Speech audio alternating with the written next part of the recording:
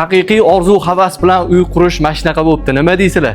Yoqqan bo'lsa bitta like ayamisizlar degan umiddaman. Kelgan manzilimizga aniqlik kiritadigan bo'lsak, Toshkent tumani Qizg'aldoq 2 ga kelganmiz. 4 sotixli yer maydoniga ega ushbu xonadonimiz ko'ryapsizlar, hali bu yerda hech kim yashamagan. Ma'lum bir sabablarga ko'ra sotiladigan bo'libdi, o'zligisi uchun qurishgan. Ko'ryapsizlar, xonadonimizni har bitta joyidan unumli foydalanilgan. Doimgidek darvoza qismimizdan boshlaydigan bo'lsak, bitta mashina qo'yishga joy bor, yana bitta mashina sig'adi. Undan tashqari alohida kirish eshigi ham bor. Etek qismimizdan ko'radigan bo'lsak, bu yoq tarafimizda umumiy hojatxonani ko'rishingiz mumkin. Bu yoq tarafimizga yozgi oshxonaga joy tashab ketilgan ekan. Qo'limizni ko'radigan bo'lsak, zeleniy zonalariga e'tibor berasizlar. Undan tashqari basseyni ham kattagina, har bitta narsasi detalni sifatli narsalardan qurilgan ekan. O'zingizlar ko'rib turibsizlar. Devorlariga keladigan bo'lsak, fasad qismiga atachento ishlatilgan. Har bitta ko'cha tarafiga kameralar o'rnatilgan. Xotirjam bemalol uyingizdan kim kelyapti, kim ketyapti, o'shalarni ko'rib turish imkoniyatingiz ham mavjud. Sizlarni ko'p kutilmagan ichkaridan ko'rib chiqamiz. Ketdik. Urishimiz bilan bizani mana shunaqa bitta hol kutib oladi. Chap tarafimizda ko'ryapsizlar, stroyniy mebellar qilib qo'yilgan. Chap tarafimizdagi xonaga keladigan bo'lsak, bitta oshna og'ayni ulfatlikka alohida xona ham qo'yilgan.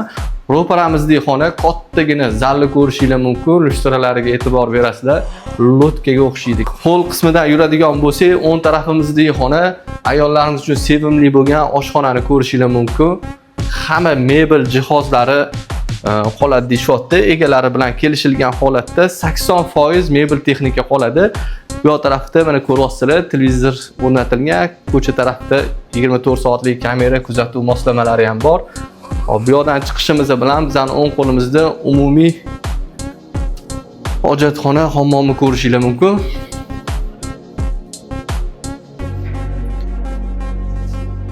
Bu yerdan chiqishimiz bilan o'ng tarafimizda ota-onalar yotoqxonasi mebellarigacha ham o'rnatib qo'yilgan.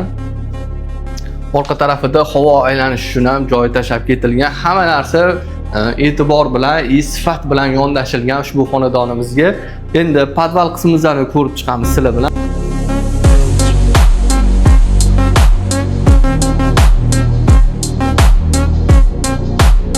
Podval qismimizni ko'ryapsizlar, yashashga tayyor qo'yilgan. Chap tarafimizdagi xonani ko'radigan bo'lsak, elektrik narsalari hammasi shu yerda joylangan. O'ng tarafimizda kladovka sifatida foydalansanglar bo'ladi. Har bitta xonasi remontdan chiqarilgan. Endi bu yoq podvalimizdan yuradigan bo'lsak, bu yerda ham kladovka sifatida foydalansanglar bo'ladi. Bu yerda xonadonimizning yurak qismi, katyonli qismi hammasi shu yerda o'rnatilgan. Ko'ryapsizlar, sifat bilan yondashilgan, hamma narsaning yaxshisidan ishlatilgan. Orqa tarafida havo aylanishi uchun joy ham tashab ketilgan. Hovlidan ham pastki podval qavatiga tushsanglar bo'ladi. Sizlar bilan ikkinchi qavatda obzorimizni ko'rishda davom etamiz. Ketdik. Sizlar bilan ikkinchi qavatda ko'rishda davom etamiz.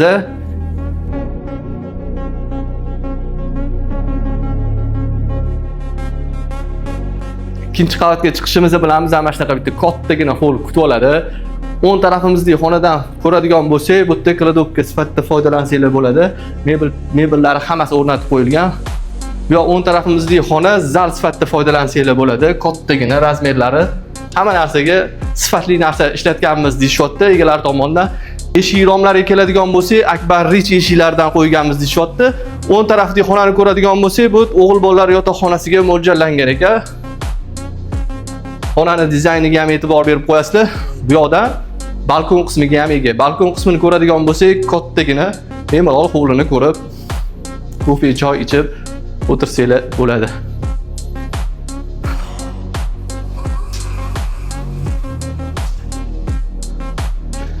Navbatdagi xonamiz qiz bolalar yotoqxonasiga mo'ljallangan ekan.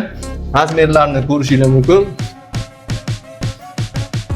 E'tiboringlarni lustralarga qaratishinglarni so'rab qolgan bo'lardi. Bu qiz bolalar yotoqxonasiga mo'ljallangan ekan, o'zini sanusilar bilan birga bo'yapti. To'liq yechim qilingan ekan. Bu tarafida garderob sifatida foydalanish uchun joy ham tashab ketilgan.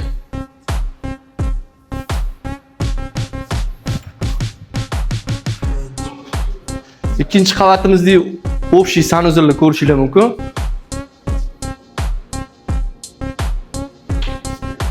Navbatdagi xonamiz ota-onalar yotoqxonasi bo'lyapti.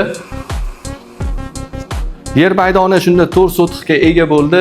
Binoyimizni joylashgan joyi 382 kvadratga joylashgan. 7 ta xona, 4 ta sanuzildan iborat. Xonadonni sizlarga to'liqroq obzorda qilib berdik degan umiddamiz. Narxiga keladigan bo'lsak, $398,000 so'rashyapti. Kelishtirib savdo qilsanglar bo'ladi. Pastga doimgidek egalar raqamini yozib qo'yamiz.